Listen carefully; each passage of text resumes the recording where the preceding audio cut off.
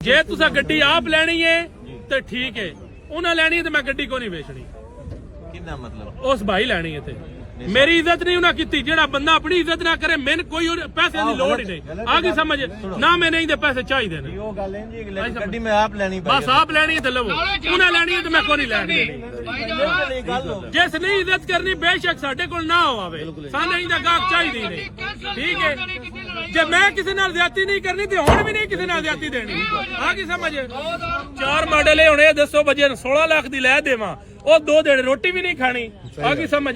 ਜਾਂ 15 ਦੀ for example, ਚਲੋ 15 ਦੀ ਗੱਡੀ ਦਾ ਰੇਟ ਠੀਕ ਹੈ, 15 ਜਿਹੜਾ ਰੇਟ ਹੈ ਨਾ ਉਹ ਰੇਟ ਠੀਕ ਹੈ, ਲੇਕਿਨ ਇਹ ਬਈ ਡੋਗਰ ਮੋਟਰ ਤੇ ਆਏ ਨੇ, ਇਹਨਾਂ ਨੂੰ ਕੋਈ ਫਾਇਦਾ ਹੋਵੇ। ਕੀ ਹਾਲ ਹੈ ਸਰ ਜੀ? 50,000 ਲੱਖ ਦਾ ਇਹਨਾਂ ਨੂੰ ਫਾਇਦਾ ਹੋਵੇ, ਇਹਨਾਂ 10 ਬੰਦਿਆਂ ਜਾ ਕੇ ਦੱਸਣਾ ਯਾਰ ਅਸੀਂ ਮੰਡੀ ਗਏ ਸੀ, ਸਾਡੀ ਉਹਨਾਂ ਬੜੀ ਇੱਜ਼ਤ ਕਦਰ ਕੀਤੀ ਹੈ। ਆ ਗਈ ਸਮਝ? ਆ ਲਓ ਸਰ, ਦਿਓ ਗੱਡੀ।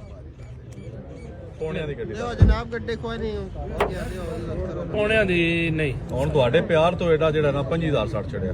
ਚਲੋ ਫਰਕ ਕੋਈ ਨਹੀਂ ਰਹਿ ਗਿਆ। ਓਕੇ ਹਾਂ ਜੀ ਭਾਈ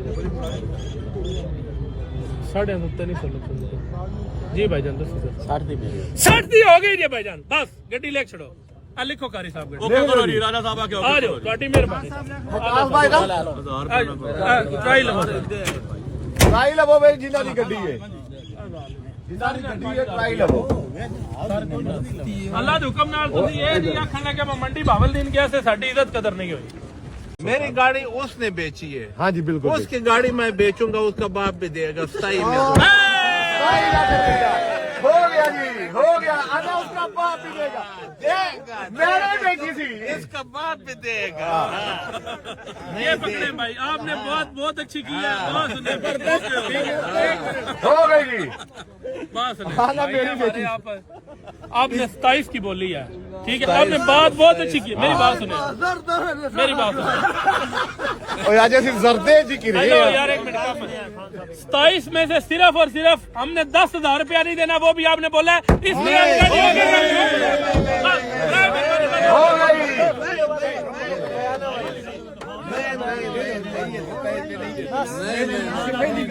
ले देती हूं तो लो ना होना सी करिए की नहीं, ये जेब में डालो। नहीं जेब पे नहीं डाले। हो गया हो गया हो गया जी।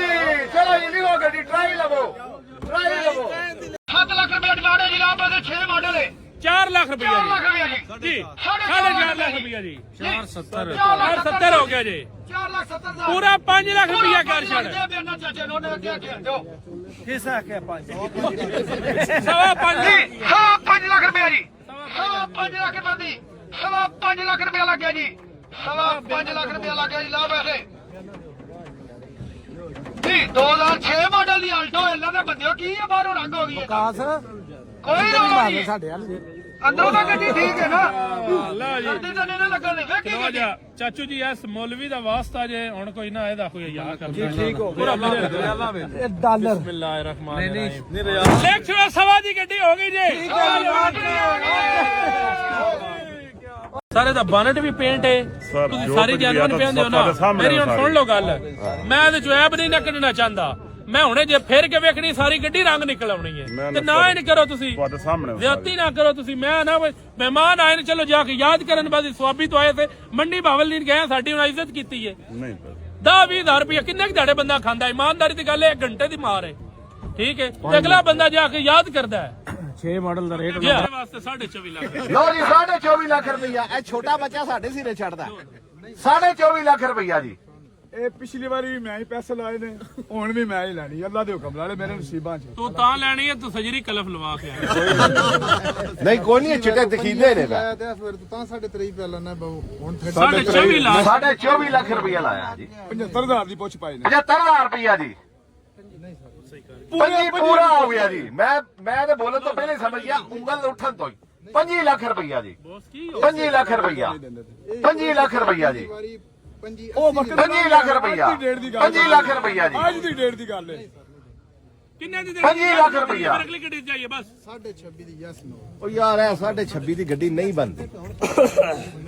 ਬੋਲੋ ਹੁਣ ਨਹੀਂ ਕੋ ਬੋਲੇਗਾ। 1.5 ਲੱਖ ਰੁਪਏ ਦਾ ਫਰਕ ਹੈ। ਮੁਰਸ਼ਿਦ ਦਾ ਹਾਂ ਜੀ ਸਰ ਜੀ, ਕਿਹਦੇ ਗਿਆ ਸਮਝ ਆਉਂਦੀ ਹੈ? ਕਿਤੇ ਵੀਰ ਭਰਾ ਦੀ ਸਮਝ ਆਉਂਦੀ ਜੀ? ਬੋਲੋ ਬੋਲੋ ਯਾਰ, ਗੱਡੀ ਘਰ ਰੱਖਣਾ ਤਾਂ ਚੰਗੀ ਹੈ। ਹੋਰ ਕੀ ਚਾਹੀਦਾ? ਬੋਲੋ। ਨਵੀਂ ਸ਼ੇਪ ਵਾਲੀ ਹੈ, 13-16 ਹੈ। ਬੋਲੋ।